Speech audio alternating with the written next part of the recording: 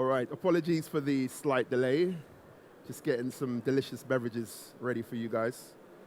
Thank you for coming through to this talk with myself, Sly Augustine of Trailer Happiness, and the incredible, super talented Timmy Falzon of Thank Trailer you. Happiness. And as you can see, our talk is about Mai Tais. Now, you've got some rum coming out, which is very exciting. I like to start this talk with rum because I think that people are more agreeable after a little tot of rum, but also because rum, as in all good drinks, rum is supremely important to a good Mai Tai. The quality of rum that you put in a Mai Tai really dictates whether or not this drink is gonna sink or swim. The name of our talk today is called Mai Tais in the Wild. And the reason behind that name is because there's actually a Facebook group that you can check out, and it's called Bad Mai Tais in the Wild. And it started off because people kept finding Mai Tais on menus on their travels that bear absolutely no resemblance to an actual Mai Tai.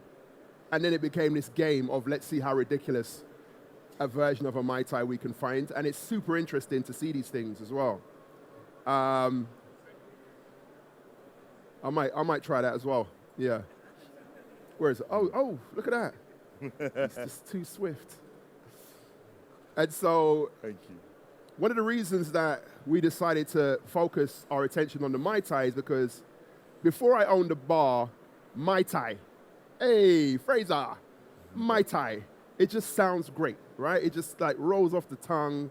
It conjures up ideas of tropical sun and relaxation, escapism, Mai Tai. Like, it's just a beautiful sounding thing, which is probably its problem because people just want to utilize it any which way they can because it just sounds like a delicious drink.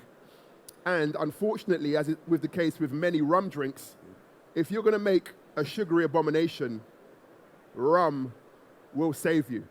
So basically, if you add rum to most sugary concoctions, they're going to be, at worst, drinkable.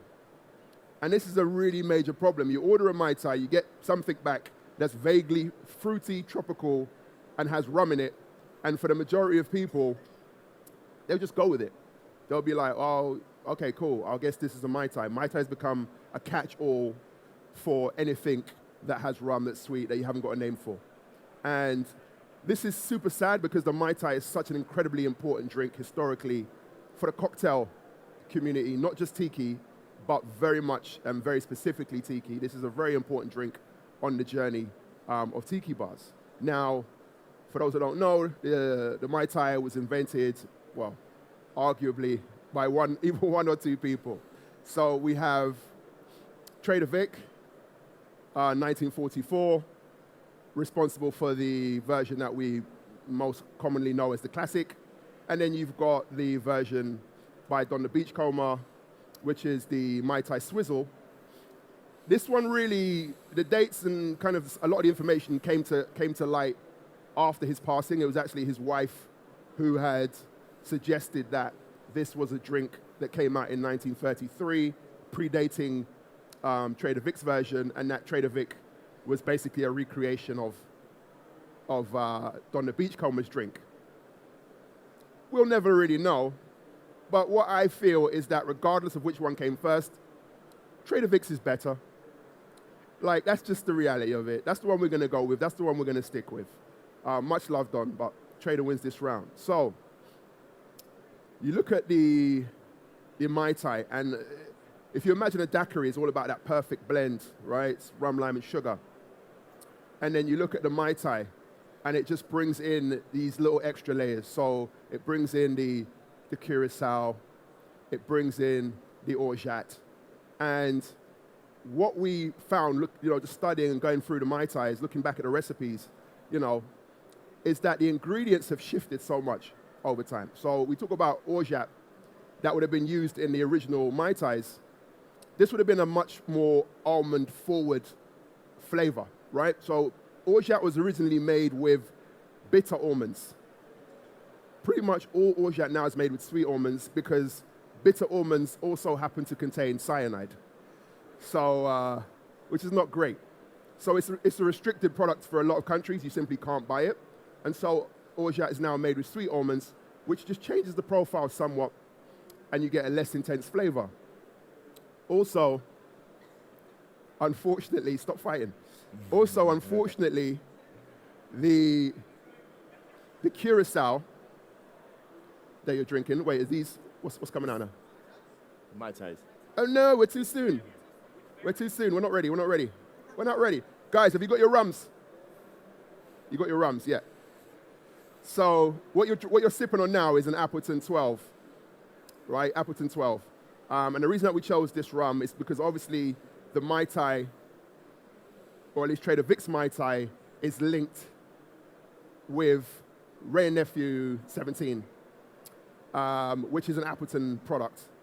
And I was fortunate enough to actually try the Appleton 17 rum, which is pretty delicious, but also super rare and expensive.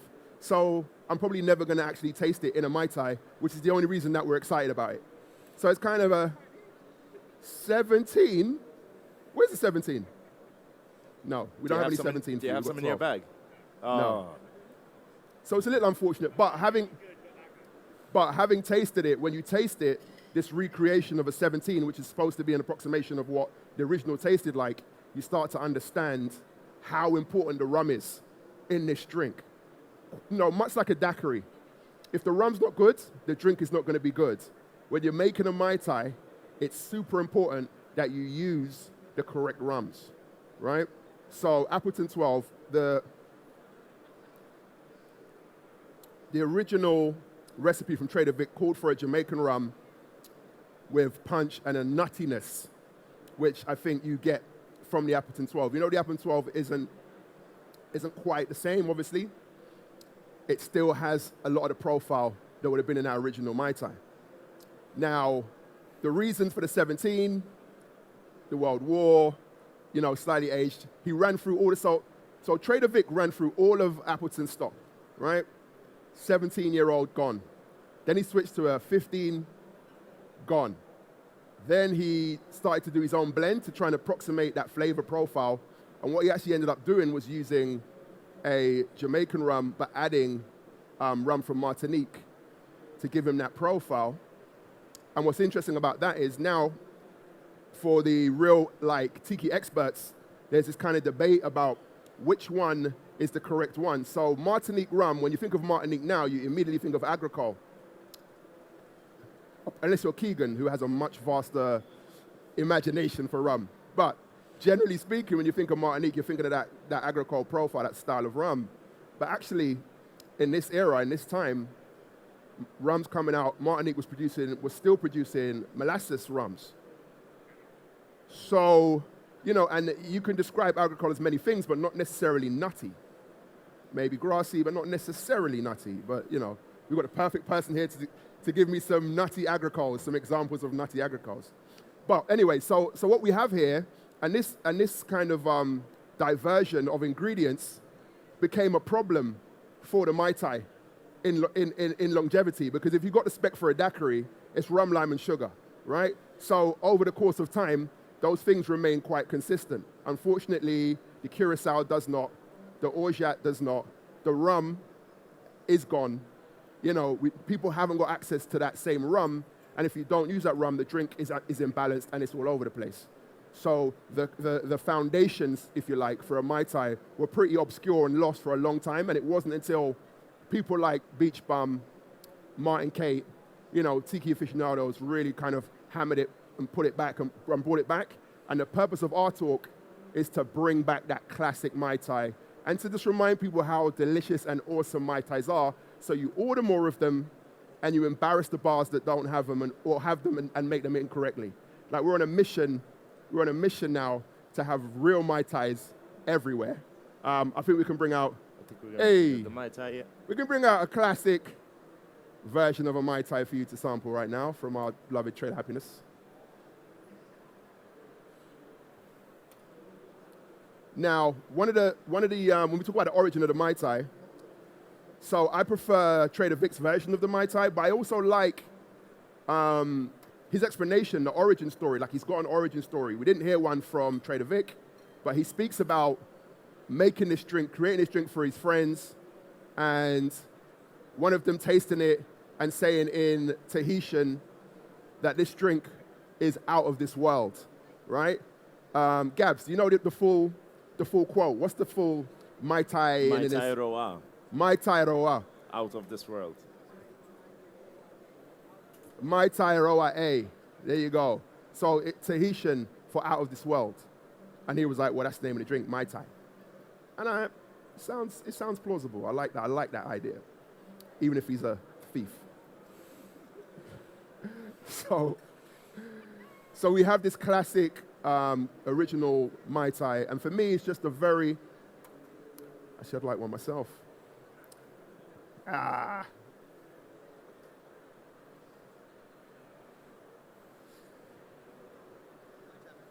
Cheers, buddy.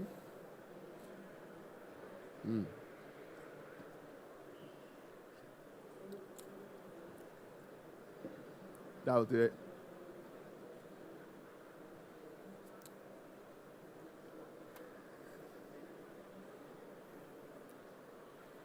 So, again, you've got all of these layers, a wonderful complexity. You've got the rum, which is present. You've got the almonds, which are present. And then you've got that sweet orange coming through, a little bit of sour tart coming through as well on that. So it's kind of like an evolution of a daiquiri. It's more like a fruity, more kind of indulgent, rich variation. But it still has some of that DNA. Say again? You're going to know in about 15 minutes.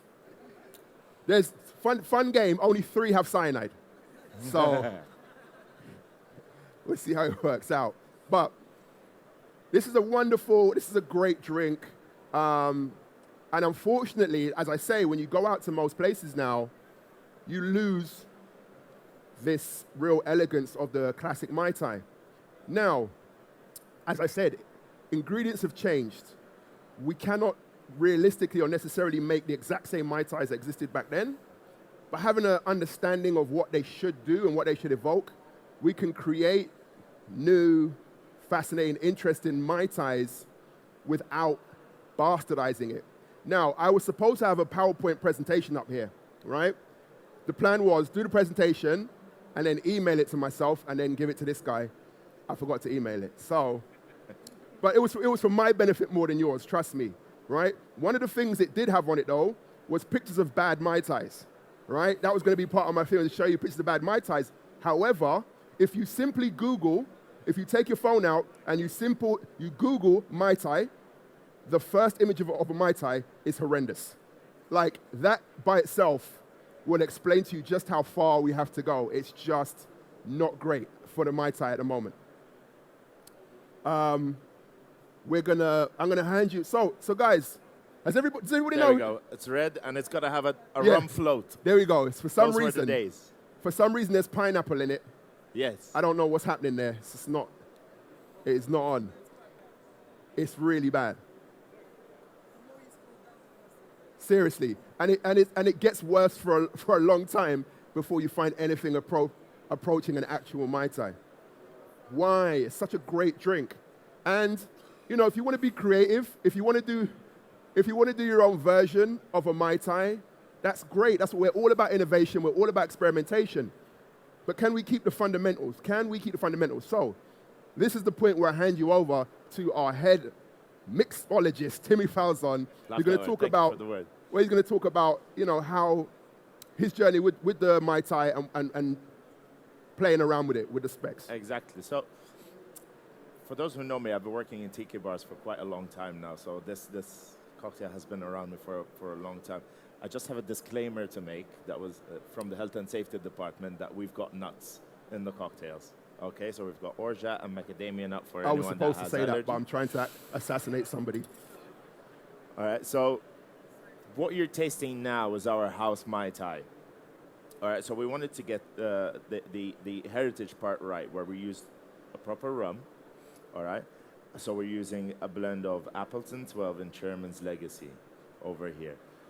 The blend of those gives us something a bit more richer, a bit more layered. This is about the rum, the orgeat and the curacao and the lime are accentuating and complementing the rum. This is what we wanted to shine. Sometimes I hear about people describing a Mai Tai as like, oh, a Mai Tai is to rum as a martini is to gin. You know, it's that drink that makes it. And one ingredient that is also equally important is that tiny bit of rich syrup. So it's a demerara syrup, and that really complements and finishes off the cocktail. So we're gonna shake one up. This is what you have over here. And tell us a little bit about the chairman's legacy.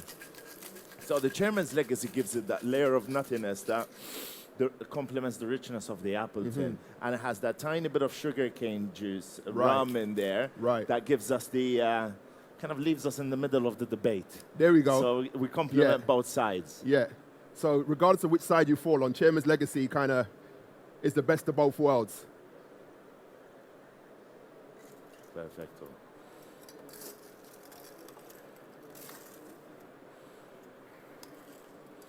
There you go, Mai Tai. Oh, wow, look at that. I got to say, these Mai Tais Cheers, do everyone. taste, they do taste slightly better. Enjoy yours, but they taste slightly better in a glass with ice. Cheers, guys. Someone said, where's the lime husk? Oh, sorry.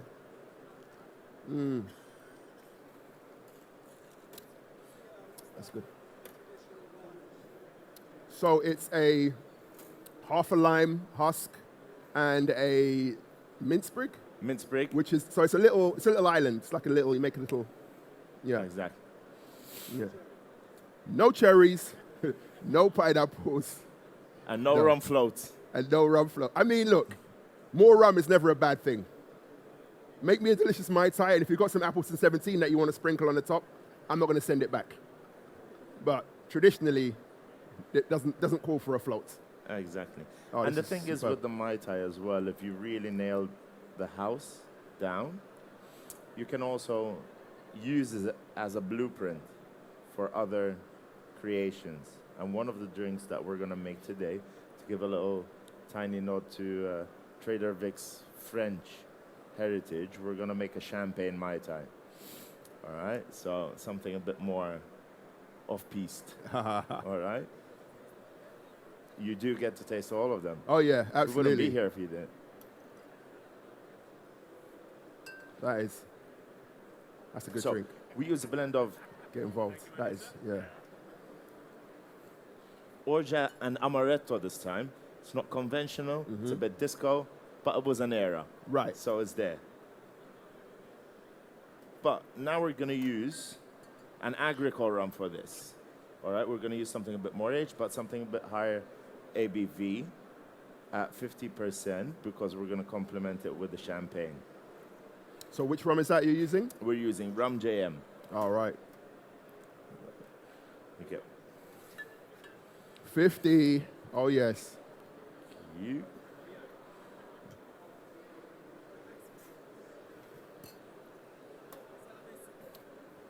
Get it out. Yes. Is that what that means in French? Under the barrel. Bah. Magnifique. Yeah. Yeah. Right. Now this one we're not shaking, we're just throwing it. We want all the delicate flavors.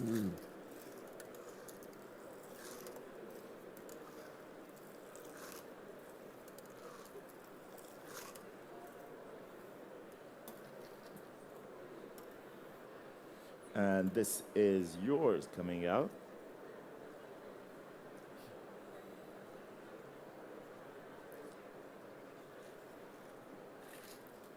You know, my girlfriend wants to punch me in the face every time I tell her I'm going to work. I'm just going to work. It's like, sure. What's your work again? There we important. go. So It's very important. Cheers. that's yours, sir. Cheers. And here we've got a really different variation. It's nothing to do with the original, but it's something fun. It's still got the backbone of a Mai Tai. So you still got your orgeat almonds, your curacao, all right, and a good rum to stand out, and then the champagne has that bit of citrus to complement with the lime. All right.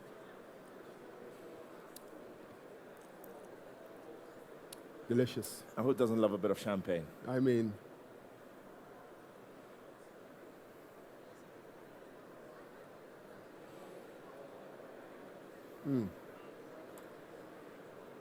So what do we think of that one, guys?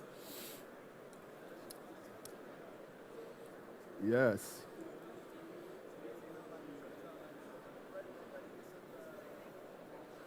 Yeah. Exactly, yeah. Yeah.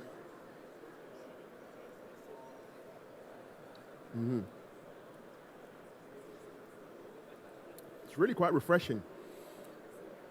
Have a few of these. Smashable. Nice day to have them. Yeah, yeah. Can somebody give the important rum man some, there's a guy over there with a hat.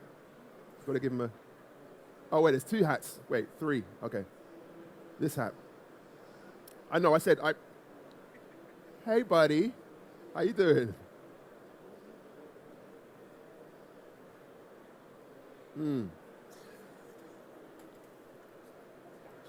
So, say again?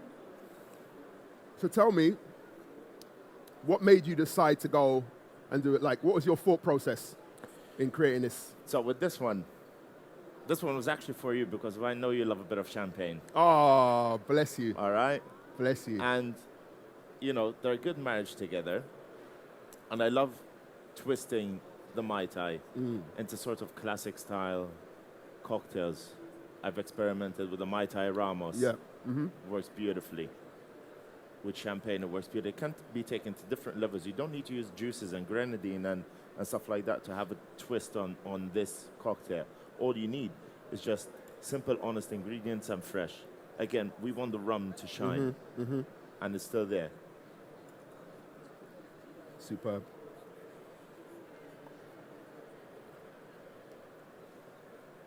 So while you enjoy this one, our colleagues in the back are making our last variation. All right? And this one, the next one, I'm nodding my head a bit to Don the Beachcomber because we've got a bit of macadamia nut in there. Yeah. So we're going with yuzu. And the thing with Don the Beachcomber, what he used to do is he used to take one element of a drink and then twist it into different variations of itself. So you have citrus. All right, let's use grapefruit, lime, lemon, yuzu, whatever. So we've got yuzu along with macadamia nut. And then we use the same profile, but because it's frozen, we're using rum bar overproof and a bit of Equiano. Sorry, there you go. Yeah. There we are. I love it. This is all. So this has already got my. So I know we move on to that drink, but just going back to the champagne Mai Tai. Already, I'm thinking, I want to dash of bitters in there, right? Exactly. And I tell you why, because champagne classic, right? Yeah. From my favorite cocktails, and I feel like that perfect middle of the road between the two would just be mwah. And then we give a nod to Don the Beachcomber's version of a Mai Tai as well, because he loved a bit of bitters. Yeah, that was his trademark. That was it. Absinthe and bitters. Yeah. Absinthe we can do without in this one. Absolutely not. Yeah, we don't need that. All right, I think we're ready to move on to the next one. Yeah, I think it's coming, right? I think it's on the way. So talk us a bit about the next drink that's coming. So the next one is basically built around 2 different rums, which we mentioned, Equiano and Rum Bar Overproof. We've got the yuzu.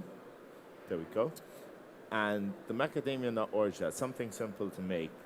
If you start off by just roasting them a tiny bit in the oven, get your macadamia nuts, roasting them a tiny bit in the oven, and then blending them so you get more surface area, and just place them into a muslin cloth or a super bag, and then about half a liter of water, and every half an hour you squeeze to dispel the water, and from that you make your milk.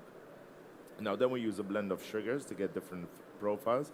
We use cane sugar and we use xylitol to give it that fresh fruitiness, and that's what helps the drink stand out and combine with the rum bar.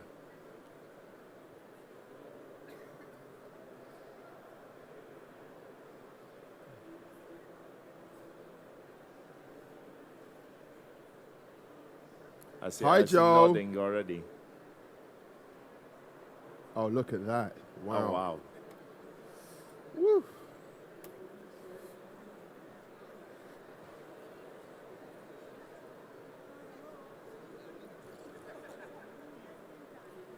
Bang on.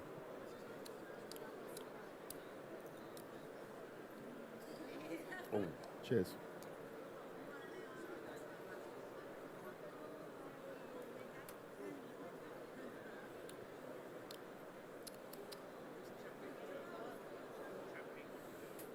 Yeah. There you go. Here you go, Miss Late Joe. It's like when you're at a concert, you're giving out, Yeah. special stuff. Right? Look at that. Look at your friends. Aren't they nice? All right, so it seems everyone's got that one. How was that one? Cheers, first of all. Hope you enjoyed that one. And Cheers. I really enjoy that one. Obviously, the Worthy Park is like, look at me. Look at me. It's so present in that, but right? then, but it's then like the Equiano's giving it the smoothness. 100%. It's refined. It's very well balanced. It's kind of like a Mai Tai colada. Just not a bad idea. Next year's talk. That's nice. It's out of this world, Still, mate. and It's then out of this world. Out of this world. There Yeah. we go. How would you garnish that? How would you garnish that? So that one we garnish with orchid. And then we'll do the lime husk and mint. So now we're on a tropical island. All right. All right. Yeah.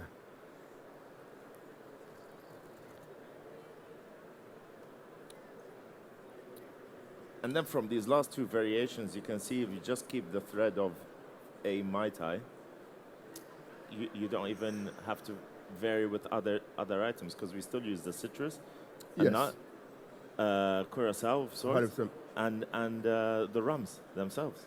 You know, and you can do cool stuff. You know, there are people that prefer to use falernum in their Mai Tais. Obviously, falernum brings some kind of like some extra liminess to the proceedings. But there's so much scope for experimentation without ruining a delicious drink, you know? We agreed to do this talk months ago. I was in Paris just this weekend, and I got to a restaurant, and they had a Mai Tai on the menu, and I thought, oh, nah. But I looked at the ingredients list, and it was lime, orgeat, triple sec, rum. I was like, wait, this might actually be a Mai Tai. Could it be?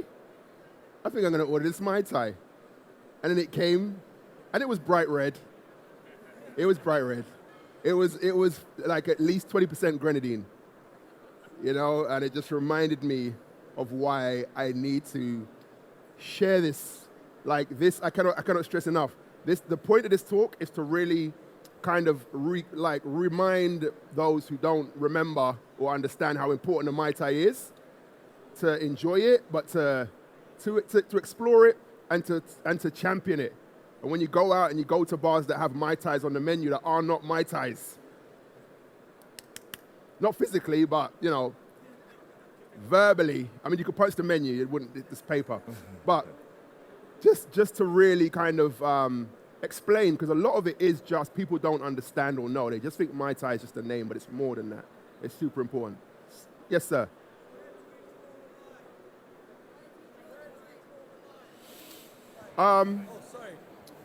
That's a great question. Where do you draw the line? Yeah, that's a great question. So if you look at the flavor profile, which we hope we've continued through, some more one way, some more the other way, but the key factors, right? So again, I talk about daiquiri because rum, lime, sugar, that's the trifecta. So you look at the Mai Tai, we want almond, we want orange peel, we want Jamaican rum, yeah? We fresh lime. Like if these elements are present, you know, then how you equalize it is up to you. How you change and play with the texture, the mouthfeel, the length of the serve. You know, there's so much room for you to experiment in. But these are, and again, we're not the gatekeepers, so people ultimately can and will do what the hell they like. But we feel that the world and the industry in general benefits from being true to the original Mai Tai because it is such a great drink, and it was so important. When it came out, there was nothing like it at the time. Like now, there's so many wild and interesting drinks out there now. But when the Mai Tai came out, you have to understand that this was not a normal thing that people did. Like these ingredients were not everyday things. You know, one of the problems is that, you know, orgeat, again, it's not something that everyone has to hand. Every bar doesn't have it to hand. It's not in many things outside of the tiki community. So then people go, well, I haven't got that, I'll just put grenadine. Or they grab what they have, and this is the problem. So I would say if you can at least keep some almond in there, like can we have, you know what I mean? That's, you know, these are the lines. Just keep those flavor profiles. It's not so much of a question, but I do feel like from a creative point of view, personally, when it comes onto cocktails, there shouldn't be any lines. Shouldn't be any lines because it's for people to express themselves, but at the same time, on your menu, you need to state what you're doing. If it's not a Mai Tai, don't state it's a Mai Tai. 100%. Exactly. 100%. Like there are many people, listen, a lot of drinks that you taste now, cocktails that you made are made because somebody asked for a Mai Tai and the guy said, I can't make you that, but let me try something else. And he made something else and it was delicious, and that drink now has its own name and people love it and enjoy that drink. So that's, you know, it's fine. You can use other things, you can go off and do whatever you like. That's how our industry grows. But just don't call it a Mai Tai if it's not a Mai Tai, please. Any other questions? And the point is never to stifle creativity. Never. Like you said, you can always do whatever you want. It's just when you call it explicitly a Mai Tai and you go from one place to another, like. Because if you imagine, if somebody has a Mai Tai in one venue, somebody goes to a venue, they order a Mai Tai, and they go, wow, this is the best drink I've ever had. It was a great night, a great experience. And then they go to another bar in another place, and they order a Mai Tai, and it's some other shit. Then it's like, because what we do as hospitality is pass the parcel. That's what we do. You come to my bar, we give you a great experience, and then we pass you on and you go to another bar, you have a great experience there, and so on and so on and so on. And the Mai Tai will break that chain. It will break that chain and it will just be like, well, what is that? It's nothing. It completely loses its meaning if you can ask for a drink and not know what you're gonna get back. Even if it's an approximation, at least be in the ballpark, but it could be over here or over there. And that's kind of what we think is damaging, both to the drink, but just to the cocktail community in general. Yeah. If it's a matter of not saying it's a Mai Tai, but it's a twist on a Mai Tai to direct them on the kind of flavor, the kind of style, Yeah. is that okay? Yeah, absolutely. Yeah, absolutely. That's how, I mean, yeah, that's superb. That is superb, because what that shows is thought and consideration. You know what I mean? Like just understanding that what you're creating. Because even our stuff, the twists, we would always, if someone orders a Mai Tai, we wouldn't just turn up with a champagne Mai Tai. You know what I mean? We're going to be like, yo, would you like to try this? This is something that somebody likes a Mai Tai might appreciate or might like. But yeah, absolutely. It's all about transparency, right? And just giving that information. And like we kept the name over there, we kept the champagne Mai Tai. It's still a reference to it. Yes. But now you know what you're gonna get. It's not just leaving it out. Yeah. I used to have this bartender that he'd make a Mai Tai for guests, and he'd just make it with blue curacao. I'm like, what? Not trailer. I'll tell you in private. Definitely not trailer. But you're just confusing the guest about what this drink is. No, now. visuals are important. Visuals are important, you know. It's just something, it just suddenly becomes blue. Yeah. That happens 100% of the time. Yeah. Say again? Mushrooms. Mushrooms? Did it have mushrooms? It did not have mushrooms, no. Oh, okay. I didn't get it. All right. Anyone else? I think we've got a question over there. Wait, yep. Oh, They're gonna get. say again. Cube ice or crush ice? I can't hear you say again. You said Cube ice or crush ice? I go with cube and crushed on the top, so you balance the garnish. hey, Serge. Yeah, I'm good with a variation. I had some great Mai Tais on crushed as well, though. Especially like in, I'm just trying to think, but I think the ones that I had at Latitude might have been more crushed. I think even Zotico do those with crushed in Miami. Yeah. There should be some crushed, I feel like. At least. I definitely put crushed on the top. Yeah. You want to have it super cold. Sweet. Well, I think. Oh, one more. We've got one more. Bless you, Keegan.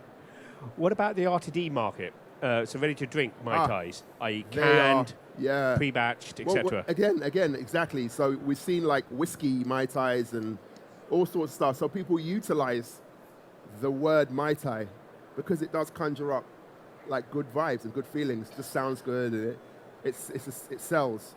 So yeah, the RTD market are another strain of sins against Mai Tais.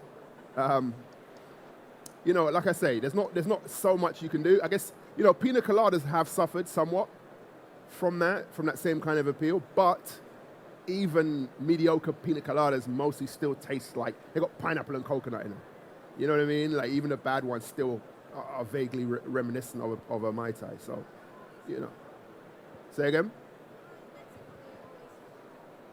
Yeah, just use good rum, and that's. Just out of interest, do you have any idea where the grenadine element, because that's the most common one I see of the bastardization of Mai Tai, do you know where that came from or why? It definitely came from America. Okay. It was definitely in the air of that disco. Yeah. Where you get your sour mixes, 100%. and you start seeing pineapple come in. You start seeing the float of dark rum. I remember Yeah, exactly. Right. Yeah. Yeah. So yeah, they couldn't get it. They grabbed the other thing. Every bar has grenadine. They all have grenadine. Like it's like ketchup. It's just they just have it. They said let's just do that. Sweet rum. Drink your drink. Get out. Yeah.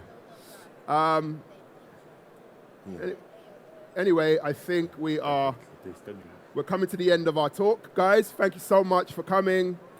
Please enjoy the rest of your time at Imbibe.